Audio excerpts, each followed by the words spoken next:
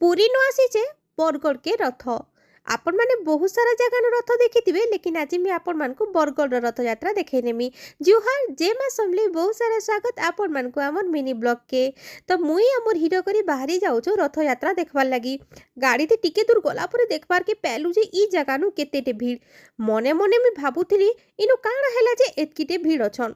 टिके आके गला पर जानबार के पहली जे इनु हमर बहुत बढ़िया रथटे अच्छे। आ इटा जे रथ आपण माने देखबार के पाउछन इटा पुरी नु आसीछे। आ इटार पूरा 16टा चक्का अच्छे। आ इनु किनी घोड़ा धला घोड़ा कला घोड़ा जेंता जगन्नाथ भगवान को रथरे लागि दिसी सेम टू सेम हेंदा अच्छे। टिके आके गला पर कीर्तन होउतला। छोट छोट छुआ माने ओडिसी नृत्य प्रवेशन करुथिले। आ टिके आके गला पर भजन संध्या चलीथिला। एतकी बढ़िया हेबा बोलकरी बरगड़े मुई आगरु केबे ने भाबितेई। वर्षे नुहे 2 वर्ष ने 15 वर्ष लान देखी आसुचे लेकिन ई थरर बागी भीड़ केनसी थर नै होन। धनुयात्रा के भी पूरा फेल मारी देइछे। याडे देखि पारुछन भजन संध्या केते बढ़िया हैकरी चालुछे। आपण माने देखि आसीतिले कि नै आसीते सांग माने देखी दुखा सारी करी रिटर्न आसला बेले देखी पकाली मी आमर पड़ार रथ के जेनु कि आमर श्री जगन्नाथ बसीथिले। आ टिके आके आसला परे नेके जणकोन वीडियो पाइली पहंडी विजेर।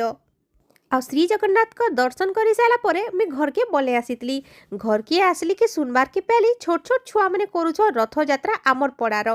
तो मुई भी पहुँची जाती सही जगह के देखबार के पहले छोट छोट 3टा रथ जेनु कि छोट छोट जगन्नाथ सुभद्रा बलभद्र बसीचन। आ छुआ मैंने पूरा श्रद्धा संगे से मान को पूजा अर्चना करू। श्री जगन्नाथ को आलती करबार संगे संगे तांकर पहंडी विजे भी करथिले आ रथ भी घिंचीथिले छुआ माने।